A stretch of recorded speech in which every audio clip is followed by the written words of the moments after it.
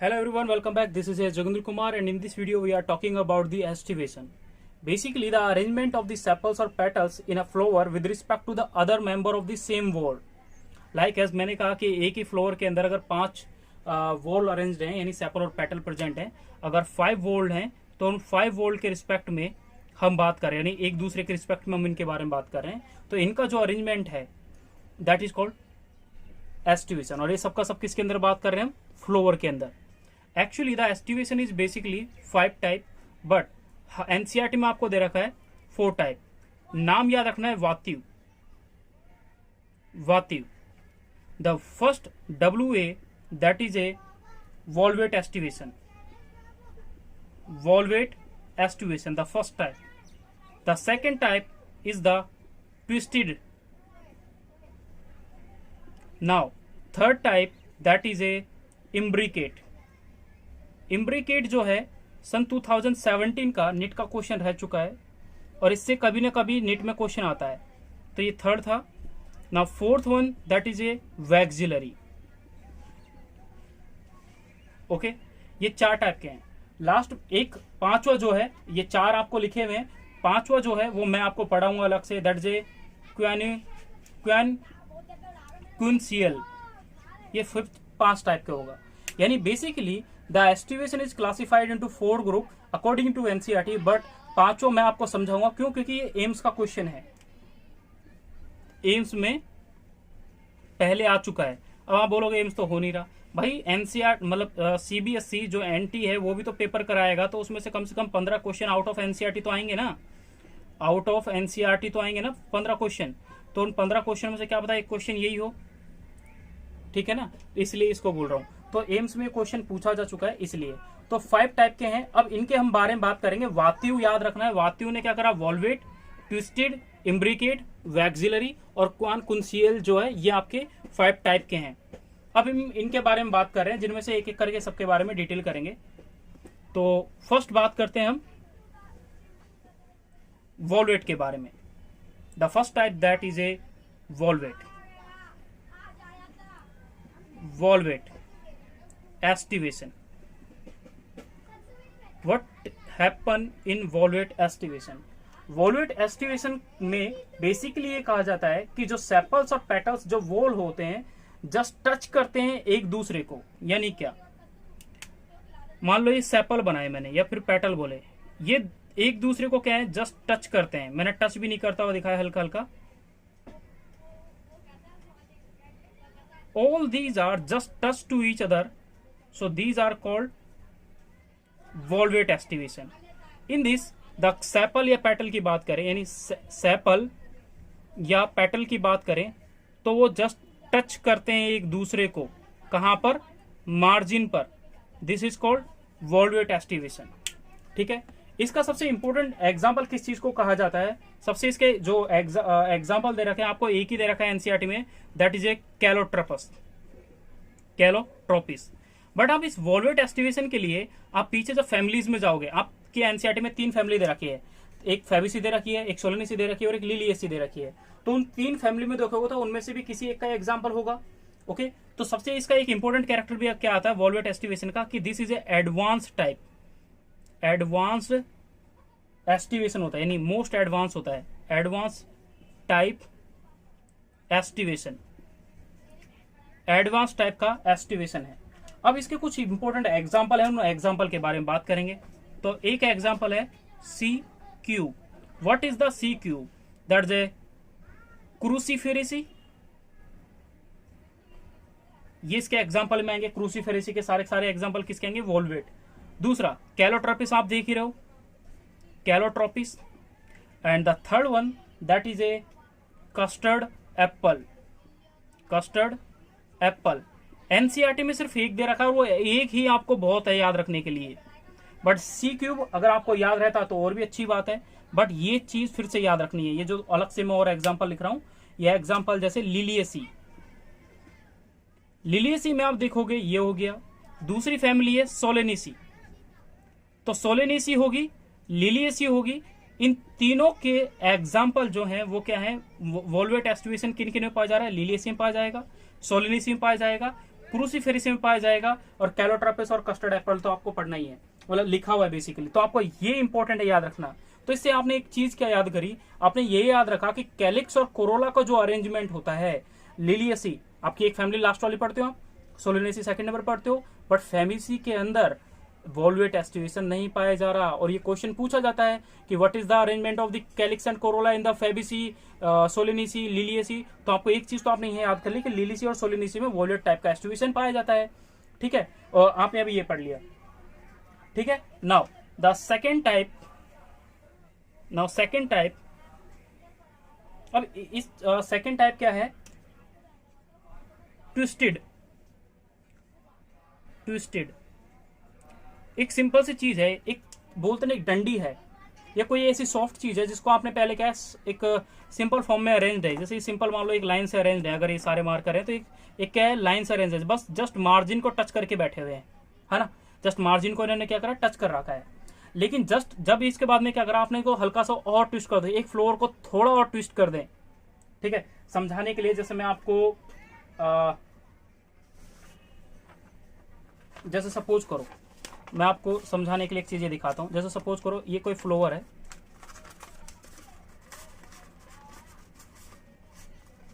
ना, ये फ्लोर का दो मार्जिन है, एक ये वाला और एक वाला, ये दो मार्जिन एक दूसरे को टच करते हैं, देखो ये टच कर रहे हैं ना एक दूसरे को। अब पहला पढ़ा आपने वॉल्वेट टाइप का, जो क्या होते हैं, ये एक दूसरे को क्या करते हैं, बस जस्ट टच करते एक दूसरे को, ओवरलैप नहीं करते। बट जैसे ही आपने इसको ट्विस्ट किया, जब इसने आपको जस्ट ट्विस्ट किया तो ये कुछ ऐसे आ जाएगा, ये इसके ऊपर आ जाएगा यहाँ पे, है ना। तो जब मैं इसको ट्विस्ट करूंगा तो ये वाला पोर्शन कहाँ शिफ्ट हो गया, यहाँ पर शिफ्ट हो गया। तो ट्विस्टेड में इसमें क्या हो जाती है, ओवरलैपिंग हो जाए, तो इसका जो वन पार्ट है वो क्या कर गया, एक दूसरे के ऊपर ओवरलैप कर गया। दैट इज इसमें क्या होता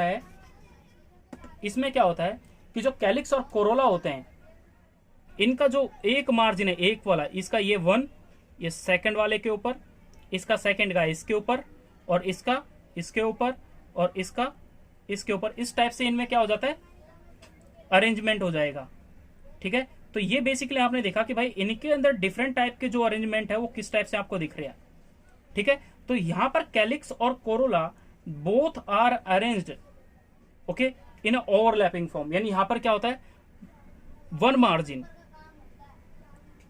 मार्जिन ओवरलैपिंग, यानी ओवरलैपिंग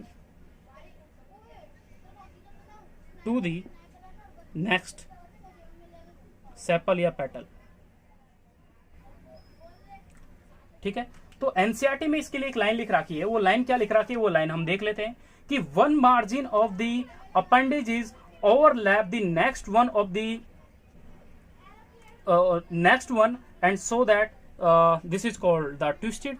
तो एक मार्जिन जो है, जहां आपने उसको जस्ट ट्विस्ट किया, थोड़ा सा और टर्न किया, तो उसका एक मार्जिन दूसरे के ऊपर शिफ्ट हो गया, तो सीक्वेंस में, लेकिन एक ही मार्जिन तो इसके ऊपर रहे, overlap, this is called twisted type का एग्जांपल।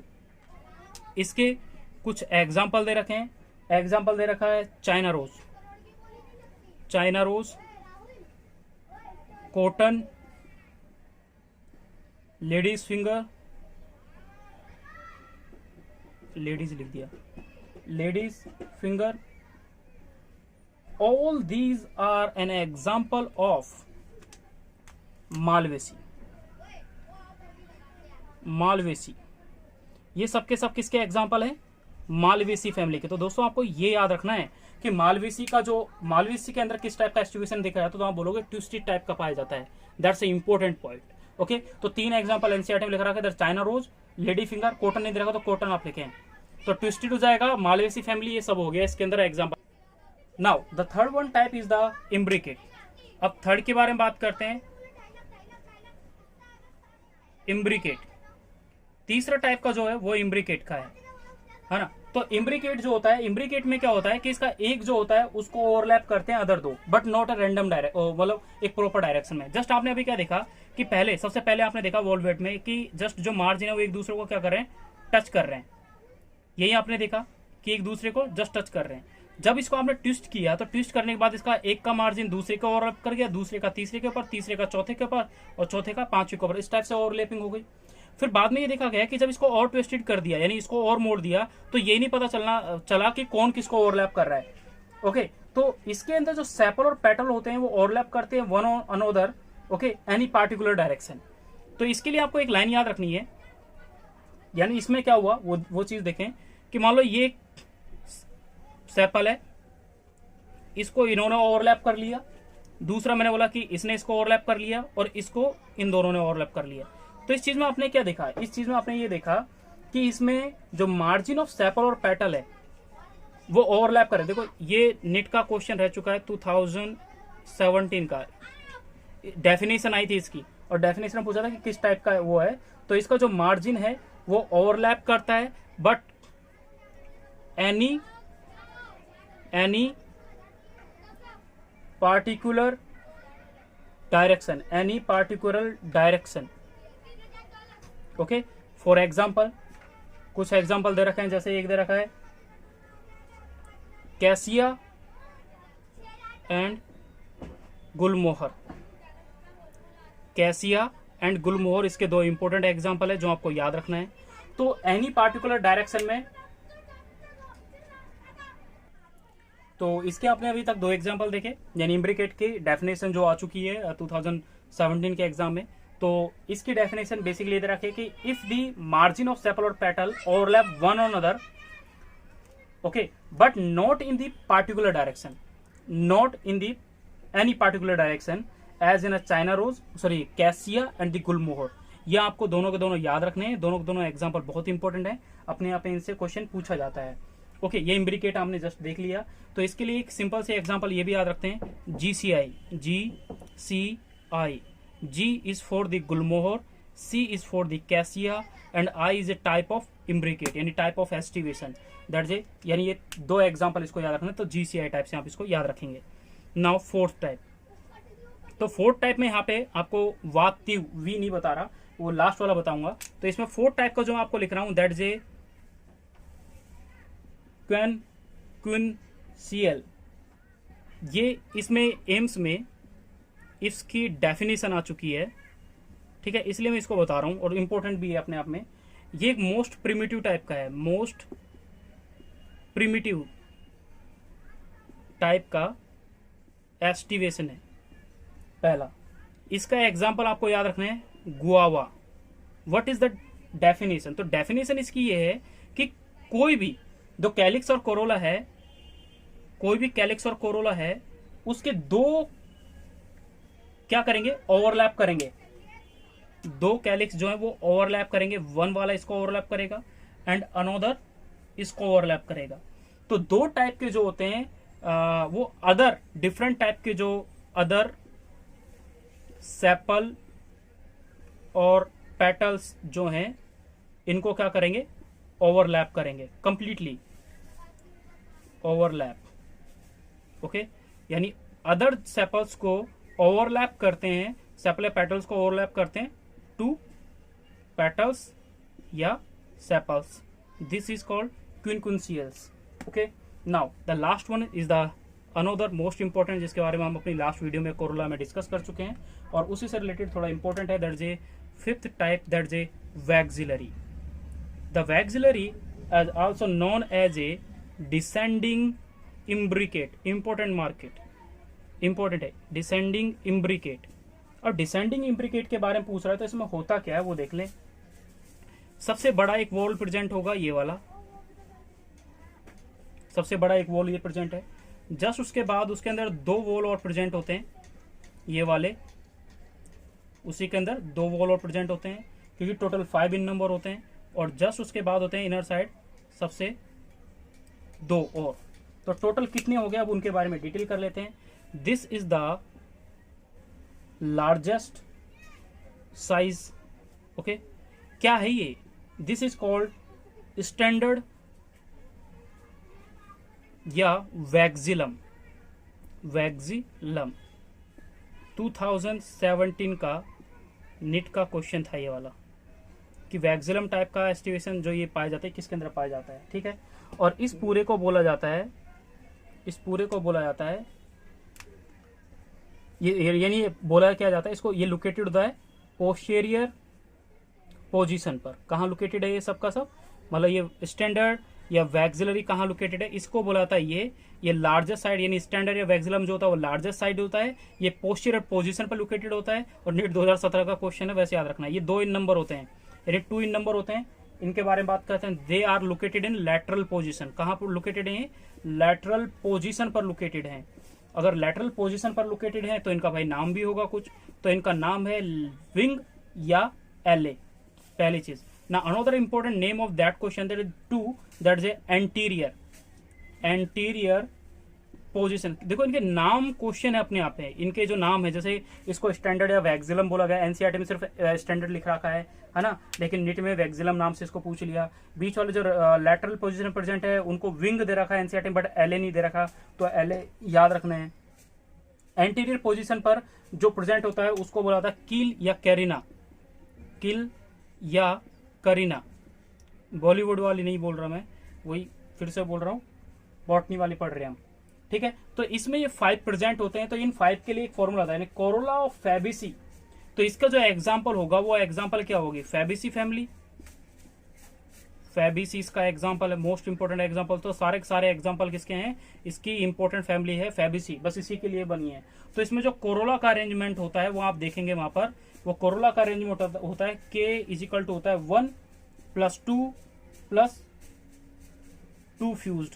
इस टाइप से आपको अरेंज मिलेंगे, कौन? कोरोला, ठीक है। तो एक ऐसे मिलेंगे, 2 फ्री मिलेंगे, ब्रैकेट का मतलब होता है फ्यूज, ये हम आगे बात करेंगे जब इनकी डिटेल करेंगे। तो ये 5 टाइप के आपने एक्टिवेशन देखे और इनके एग्जाम्पल देखे। तो इसके लिए जितनी भी दालें हैं फैबेसी में, पी हो गया है ना, जितनी भी और तुम दालों के बारे में पढ़ते हो वो सारे के सारे दालें इसके एग्जाम्पल आ जाएंगे, यानी पी हो गया, बीन्स हो गए, है ना, और बीन्स में बहुत सारी दालें आ जाती हैं। तो this is the important portion of aestivation. So this is the complete.